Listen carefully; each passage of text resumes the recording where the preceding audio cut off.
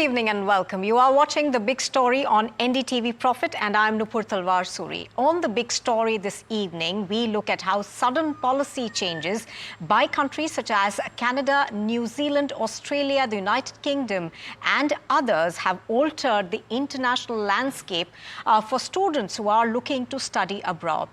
Now, these abrupt changes have essentially made students rethink their priorities in terms of whether they really want to study abroad and the costs that are involved. We'll get you more on this on The Big Story this evening.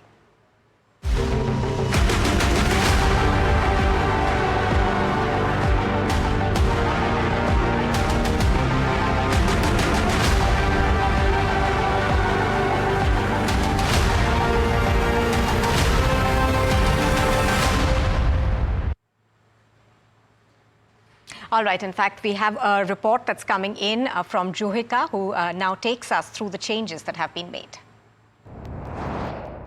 If you are a student looking to study abroad next year, then you're in for some bad news.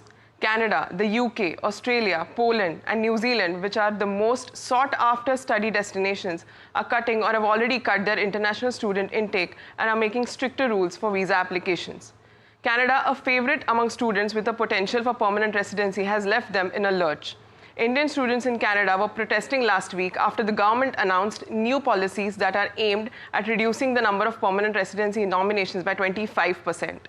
The Canadian government is also looking at a 35% cut in student visa approvals. This leaves about 70,000 Indian students at the risk of deportation. Australia has also capped its international student enrollment number for 2025 at 270,000. It has hiked its student visa fees to 1,600 Australian dollars and made the English language requirement stricter. Neighbouring New Zealand has doubled its student visa fees from the 1st of October after witnessing a massive influx of international students last year. Let's now look at the United Kingdom, the country with second most number of sponsored dependents from India. At the start of this year, the UK barred international students from bringing their families into the country. This rule, however, does not apply to the students studying in a research program or on a government-funded scholarship. Meanwhile, Poland tightened its rules and said that those without high school diplomas will not be given student visas. This comes after the local reports suggested that some foreign nationals were using their student visas to work in the Schengen area. These abrupt policy changes have left several students uncertain about their ambitions of studying abroad and also thrown up the question of whether the huge financial cost is worth it. Well, joining us to discuss this further is Vibha Kagzi, the founder and CEO of ReachIV.com, and Aditya Mishra, the MD of CLHR Services. Good evening, both of you, and thank you for joining us.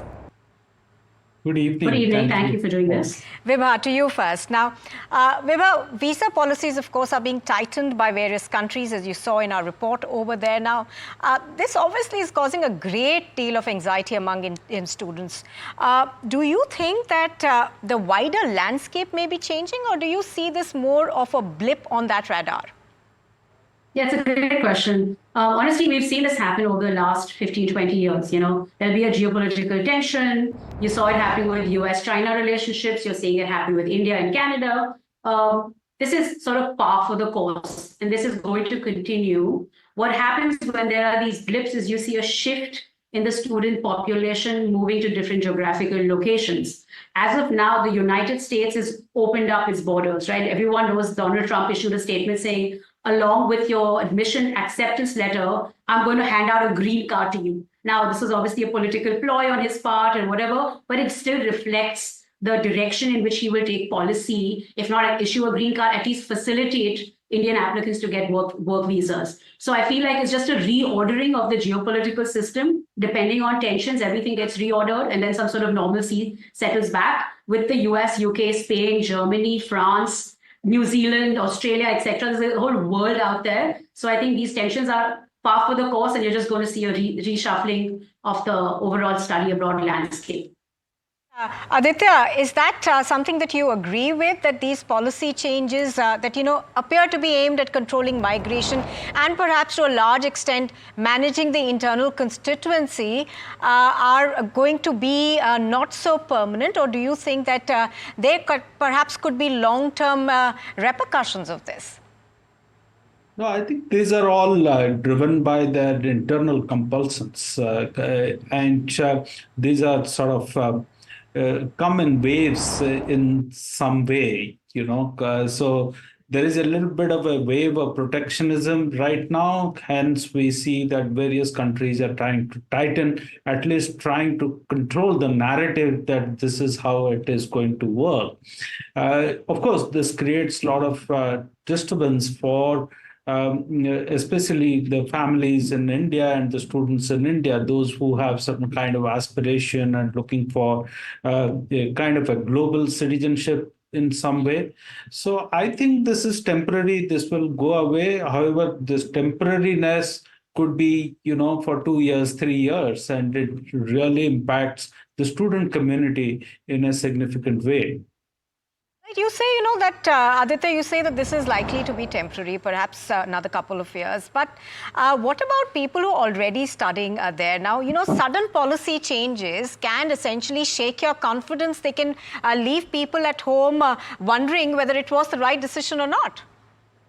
Yeah, absolutely. And because this education is sort of expensive, many of them will have financial commitments back home, and the families would have sort of got into significant amount of debts in some cases. So servicing that will become a challenge. After studying, getting a job there will become a challenge. So many aspects are there. However, the fact is, India is such a young country, and the demand for foreign education is not going to go away, even if they're very expensive at this point in time. So this is pure economics, and this is unfortunate. What we are seeing, one is the foreign, the currency arbitrage. Another is the image of having studied abroad. These two things are kind of working tremendously. Add to that the third dimension of the local political or the geopolitical issues. So these three are kind of, unfortunately, today weighing down heavily on all our minds. Right. Vibha, you were, of course, talking to us of how you feel that this is not going to have a permanent sort of an impact. But look at, for instance, what has happened in the UK. Now, new restrictions, of course, include tighter rules on post-study work visas. Don't you think in that scenario, it makes it more challenging for graduates to remain in the UK? And obviously, by extension, it does throw up the question of whether it's worth the expense, because a large number of these students may just have to return to India. Yeah, it's a great question. Firstly, what I'm seeing is like a little bit of cleaning up, right? The countries are just want to be careful about the quality of students that they retain within the border. So I think this is honestly a positive move. If there was an influx of people coming into India, we'd also want some sort of filtration process. So I think what they're doing is setting up borders and filters. When Poland says you need to have minimum a high school degree to then retain within our borders, I think it's a pretty sensible move on their part, right? You want at least a high school degree before you can migrate and move to Poland. Similarly, if the UK is putting down some rules and policies, it's all done from a perspective of just sort of cleansing up the system. You have to remember that foreign exchange from India moving to these countries is big business, right? $60 billion went to the United States alone from India. So we're talking about very high stakes for the governments as well when they make these decisions. This is not just a matter of saying, hey, let's close the borders. It's always a give and take. There's a cost-benefit analysis done to these decisions. Also, the argument also can be made is like, if I don't end up going to the UK, where will I go? Will I stay back in India? And is in the India option a reasonable enough option for me? And also, is the Indian economy now moving at such a rate that it's now going to absorb, and we're going to see a reverse human migration back into India? So maybe I go to Oxford, get my undergraduate degree, And now because Amazon and Google and all of them have set up offices in India, will the Indian economy now be able to absorb me back into the system? And we are seeing waves of that change happening as well. Right, so you're looking at this more like housekeeping measures that have been put in place by these governments, not essentially, wanting to stop the extremely skilled student who could be looking at a job abroad or to move perhaps into other European countries. Now, that's, per se the case for the United Kingdom. But Vibha, every student doesn't make it to an Oxford or a Cambridge. So that is a very limited number that we are talking about in place. But give us more details on what are the other countries that now become more attractive, because if, say, a Canada or Australia change their policies, there will be other countries who would want that capital in a sense to move. Yeah, so as I said in the beginning, I think the US is being very, very open just currently, given the political scenario in the US. As you know, a lot of this is driven from a political standpoint with the elections coming up in the vote banks. But the US is sending out very positive signals, which it didn't send out 3 years ago. So as I was saying, this is an interplay and it's a wave, right? Things come in waves and move in waves. The current wave seems like the US is now opening up. And the US, as we know, is the most developed study abroad market in the world. If the US opens up its borders, then we see a large shift of students moving to the US. And the UK also is not completely closing its borders. Neither is Poland, neither is New Zealand. They're just putting in some stringent measures. If you meet those measures, you're still welcome to come into these countries. So I don't see this as like, okay, we're closing, we're moving to protectionism, our borders are now closed. I think it's, as you said, the housekeeping, the cleansing, and we see a shift maybe to the US, perhaps people coming back to India, knowing that once we graduate, I have a home back in India. And really, that's the hope that the Indian economy is able to now sustain and pick up and start absorbing some of our human capital back into our. So we'll see some sort of reverse migration trends picking up very soon. All right. So the US is one country, but Aditya, what are the others that are looking to absorb these students apart from the US? Because the US education still is quite expensive. Yeah, absolutely. I think US education is expensive, and of course, Canada, Australia, UK, and even so many. When this Ukraine-Russia crisis happened, we discovered that so many people from India have gone to places like Ukraine to study medicine or engineering. There are people moving to China. I mean, that's a surprise, but people are moving. So that's the point that I was trying to say, that in India, still the demand and the attraction of having studied abroad continues to remain strong. And when on one hand the economies around the world are becoming a little tighter for work permits and jobs there after you graduate out of a university, India is still kind of opening up in certain way, in the sense that entrepreneurship as an opportunity is becoming bigger and bigger in India as well. So that's another thing which is probably working in the minds of people, that even if I don't get a job in the UK or in US or in Australia or Canada, wherever I'm going to, I will come back to India and maybe start a new business because I would have got a global exposure. So that's another line of thinking that I'm seeing, that young people and their family members holding that thought as well quite clearly. So that's the second thing that I see. And thirdly, that I see is a new kind of a sort of a spirit or a kind of a upheaval of a new idea that even Indian universities, can they become global? Like Indians are queuing up for US or UK or any of those countries for a global education or studying abroad. Why can't colleges and universities in India be able to offer similarly attractive courses? Can we not have educators or professors here who are like globally the best?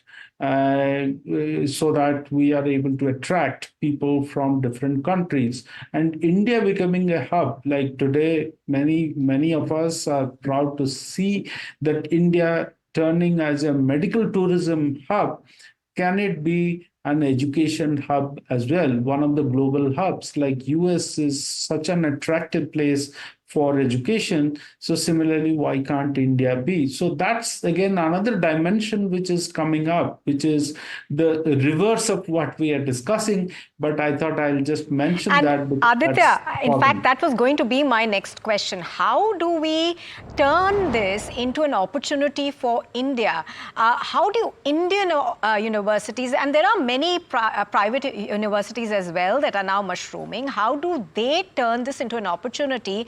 And do we as a country not have enough talent to keep our students back home and become a global hub? What's the way forward for that? No, I think, yeah, absolutely. We have to actually expand our horizon. We have to change our thinking, the mindset. It's good that this idea has been seeded in the recent past. A newfound confidence has been found amongst the entrepreneurs who are running universities in India. And there is a thinking of global tie-ups, professors coming here for short-term courses, and there has to be certain degree of revamping of our education system, certain kind of repositioning of what India as a country has to offer. All that has to happen. The only challenge that we will have for the next many years is probably the job opportunities. If somebody from a UK or from Spain or France has to come to India to study here, after they complete the study, working in India is not going to be attractive. So they are going to just come to India to study and be happy that they studied in a university which is equivalent of an Oxford or a Stanford or a Harvard or whatever, some of the best in the world. So I think that's the direction in which Indian education, higher education system needs to move. And similarly, on the vocational education, there has been some movement. Technical education, there has been some movement, but that's minuscule. There is a lot more that India has to offer, and we need to really work on that. Right, Vibha, any thoughts on that? Because obviously we do have the talent, we do have the mindset, and there are a lot of Indian students who would want to avoid that uncertainty. So do you think that Indian universities can attract and retain those students? What are the steps that they need to take? It's a great question, and obviously this is already happening in some capacity, right? You are seeing OP Jindal College of Law, you're seeing Flame in Pune, you're seeing Ashoka in Sonepat, you're seeing Plaksha. So you're seeing these independent colleges mushrooming slowly but surely. The sector still remains very, very highly regulated. So if the government really wants to push this has to be a thrust by the government saying, we want more private sector dollars invested in this sector, let's open up the sector. Because currently, given the current supply crunch, there's not enough seats for the top talent here in India. As you know, about 14 lakh people applied for JEE, and the IITs have a less than 0.5% acceptance rate. And how do you get into IIT? Only on the basis of one entrance test. When you apply abroad, you need to send in essays, financial aid, resume, you'll be interviewed. But just the quantum of people applying to Indian colleges doesn't allow for a sophisticated application process. 2 years ago, St. Stephen's had a cutoff of 99.5%. Why do they have a 99.5% cutoff? Just because of the quantum of people applying. So very large supply already of Indian students, let alone people from Germany or Spain coming into our borders. I think that might even create a bit of an outrage where we say we don't even have enough seats for our own people. But if they have to open this up, then they need to strategically, very organized, in an organized fashion, regulate the sector, open it up. Even foreign universities want to enter India, right? Abu Dhabi has opened up. There's a Carnegie Mellon campus in Abu Dhabi. Singapore has opened up for Yale, MIT collaborations. if India really wants to be able to cater just to the Indian population first, we need to open up the sector, allow for foreign universities to set up base, and invest in private-public partnerships wherein the government and private sector companies let the Tatas and the Ambanis and the Birlas of India put in large quantum of money and set up not one Ashoka and one flame, but 50 Ashokas and 50 flames to then really start absorbing this supply while maintaining a high quality threshold. If they're able to do that, then we can start retaining some of our talent here in India and not worry about geopolitical tensions. I feel like India's always at the mercy of the US, UK, New Zealand, Australia, saying, what are they going to do now? And say, what's going to happen to our student population? If they can really just think about this at a macro level and say, why don't we just retain our talent in-house? And what are steps we need to take towards doing that? Absolutely. That's a great point you make, Vibha. But there are a lot of students who actually go abroad, Vibha, looking for very specific courses. Do you think that Indian universities perhaps also need to expand the curriculum a bit and look at those specifics that students are leaving the Indian soil to study? It's a very, very good question. Not only are the quality and the quantity of majors on available record at foreign universities, but you also have the ability to go in and curate your own degree. As a student, when I went for my undergrad in the US, I could talk to my advisor and say, hey, can we blend some courses in finance, computer science, and operations research and create a major that I'm interested in? So it allows for that degree of flexibility. As we know, when you apply to the IITs, basis your ranking, you are just tossed into an engineering department. So the cream of IIT entrance goes to computer science. And then even if you're in the top 0.5% of India's elite, you might be studying metallurgy or like a completely random department, right? So there's no choice. Forget the richness in the quantity of options. You don't even have a choice of which department you've been tossed into. So the system is flawed at that level. So let alone curating a range of majors and minors, right? The ability to focus in one, take a minor in maybe focus on math, minor in music and theater, maybe double major where you get 2 different degrees. Universities in the West will allow you to get parallelly a degree from the theater school and from the computer science school. So I could be a computer scientist with a flair for theater. In India, though, that option is completely off the table, because it's one degree, one system, and you sort of go in through and you graduate through it. So there's no interdisciplinary mindset whatsoever. But I think it's very much needed. It's happening with the IB schools. It's happening with the Cambridge curriculum at the high school level. The CBSE, ISE, all the curriculums in India also starting to pick up threads and shreds from Cambridge and IB. And if you're going to see that happening at the high school level, most certainly students are going to demand this at the college level as well. So I think we have a lot of work to do with the higher education and definitely increase A, the supply, and B, then the majors and minors on the menu card. Oh, yes, absolutely. Aditya, any thoughts on that? Because what Vibha is talking about is a particular kind of flexibility that these colleges abroad offer you. And unfortunately for India, we are still very stuck in an old education system, which is only just beginning to update now. Yeah, absolutely.